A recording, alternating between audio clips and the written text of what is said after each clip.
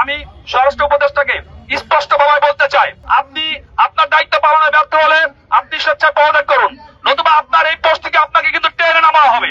জুলাই পরবর্তী বাংলাদেশে একটা খুনের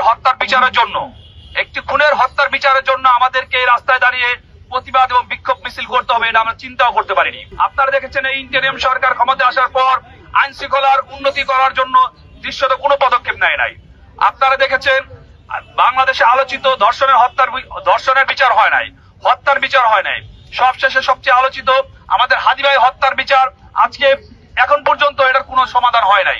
আপনারা এর মাধ্যমে আরো দেখবেন তফসিল ঘোষণা হয়েছে, আজকে 1 মাসের উপরে হয়ে গেল, তফসিল ঘোষণা হয়ে গেছে, আজ অবধি আমরা দেখতেছি না অবৈধ অস্ত্র উদ্ধারের যে অভিযান, দৃশ্যত কোনো অভিযান আমি দেখতেছি না। আমি আমার এলাকায় দেখি নাই যে অবৈধ অস্ত্র উদ্ধারের জন্য আইন শৃঙ্খলা বাহিনীর কোনো তৎপরতা। আমি স্বরাষ্ট্র উপদেষ্টাকে স্পষ্টভাবে বলতে চাই, আপনি আপনার দায়িত্ব পালনে ব্যর্থ হলে আপনি স্বেচ্ছায় পদত্যাগ করুন, নতুবা আপনার এই পোস্ট থেকে আপনাকে কিন্তু টেনে নামা হবে। এইখান থেকে আমরা বলতে চাই, বাংলাদেশের প্রত্যেকটা মানুষ আমাদের ভাই, একটা জীবনের আমরা আর দেখতে চাই না এভাবে ঝরে পড়ুক।